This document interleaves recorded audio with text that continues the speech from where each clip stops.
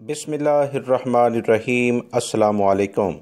13 جنوری 2021 کے لحاظ سے پچھلے 24 گھنٹے میں سعودی عرب میں 175 افراد وبائی مرض کرونا سے متاثر ہوئے ہیں، جبکہ 4 افراد انتقال بھی کر گئے ہیں۔ انا للہ و انا الیہ راجعون۔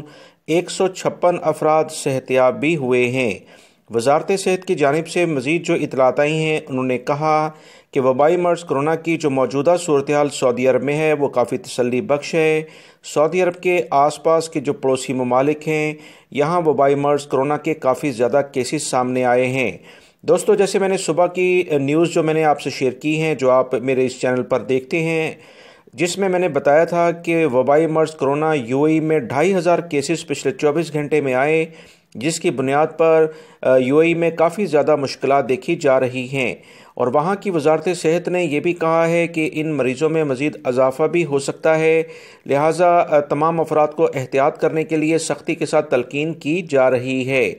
سعودی عرب کے علاوہ دیگر جو قریبی ممالک ہیں، عرب کنٹریز ہیں، اس میں وبائی مرض کرونا کے کافی زیادہ کیسز آئے ہیں۔ جیسے لبنان کی خبر میں نے آپ سے شیئر کی تھی کہ وہاں باقاعدہ لاک ڈاؤن کر دیا گیا ہے، مگر الحمدللہ سعودی عرب میں حالات بہت بہتر ہیں۔ تمام لوگ اسی طرح سے احتیاطی تدابیر اختیار کریں۔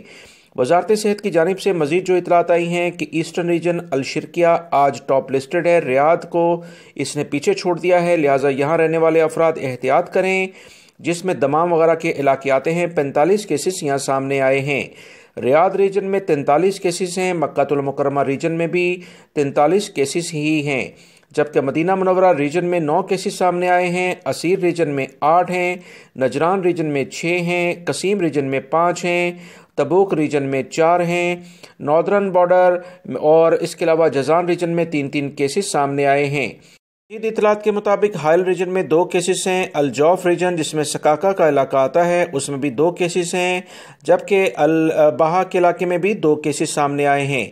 وبائی مرض کرونا جب سے سعودی عرب میں پھیلا ہے، 6304 افراد وبائی مرض کرونا سے انتقال کر چکے ہیں۔ 307 افراد کی حالت کافی زیادہ خراب ہے۔